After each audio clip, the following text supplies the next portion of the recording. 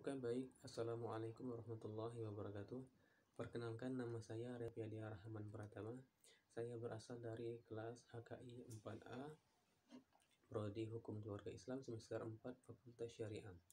Di sini saya akan menjelaskan tentang macam-macam hadas. Ini hadas besar dan juga hadas kecil.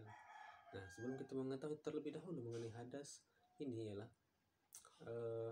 ada baiknya kita mengetahui dulu apa sih itu hadas. Hadas itu kalau menurut bahasa ialah berlaku atau terjadi, sedangkan menurut istilah itu sesuatu yang terjadi yang mengharuskan orang itu untuk bersuci, baik itu dengan berwudu, bertayamum maupun dengan mandi.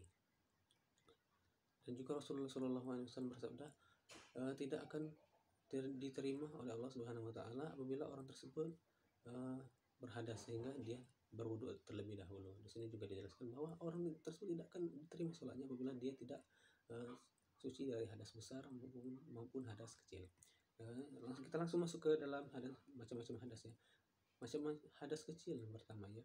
Hadas kecil ialah keadaan seseorang yang tidak suci yang mengharuskan dia untuk bersuci dengan berwudu. Kalau memang tidak ada air, bisa juga dengan bertayamum.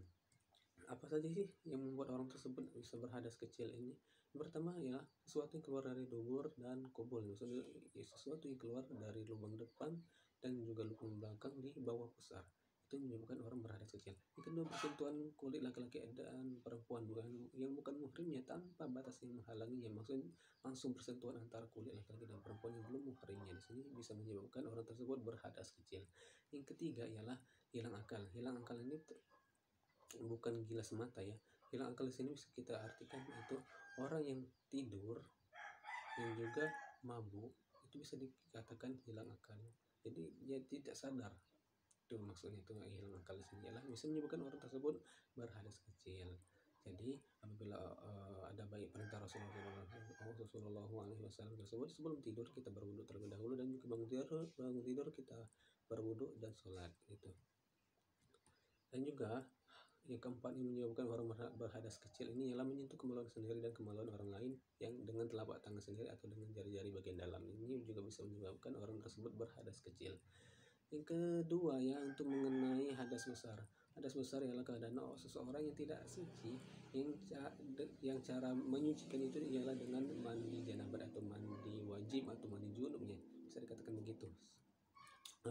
Apa saja yang menyebabkan orang tersebut bisa berhadas besar? Yang pertama ialah keluar mani atau sperma, baik itu bermimpi maupun tidak sengaja maupun dengan sengaja ya. Yang kedua adalah ketemunya kemaluan laki-laki dan juga perempuan itu bersetubuh. Ini antara hubungan suami istri ya. Kalau di luar itu maka bisa dikatakan zina, itu tidak boleh. Yang ketiga itu haid atau menstruasi. Itu bisa juga menyebabkan orang tersebut berhadas besar. Juga wiladah. Wiladah ini maksudnya sesuatu keluar darah di saat perempuan itu melahirkan. Itu dinamakan wiladah. Yang keempat ialah nifas. Nifas adalah darah yang keluar dari kemaluan perempuan saat setelah melaksanakan atau melakukan melahirkan. Setelah melahirkan itu bisa nifas, keluar darah yang keluar dari kemaluan perempuan. Ini juga bisa menyebabkan hadas besar dengan menghilangkannya dengan mandi wajib. Yang terakhir adalah meninggal dunia. Jadi orang yang meninggal dunia tersebut harus dimandikan, harus dalam keadaan suci, baru kita salatkan, baru akhirnya kita kuburkan. Larangan-larangan orang yang berhadas ini adalah pertama, di hadas kecil ini ada 3 hal yang tidak boleh. Pertama sholat, yang kedua tawaf, yang ketiga menyentuh dan membawa mushaf Al-Quran. Sedangkan apabila orang tersebut berhadas besar, itu mereka tidak boleh sholat, tidak boleh tawaf, tidak boleh membaca Al-Quran, tidak boleh menyentuh dan membawa Al-Quran, tidak boleh berpuasa dan juga beriktikaf di dalam masjid. Jadi orang yang berhadas besar tidak boleh berdiam di masjid sebelum dia menyucikan dirinya terlebih dahulu dari hadas besar tersebut.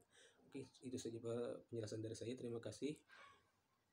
Lebih dan kurang saya mohon maaf, kepada Allah saya mohon ampun. Wabillahi taufiq wal hidayah. Wassalamualaikum warahmatullahi wabarakatuh.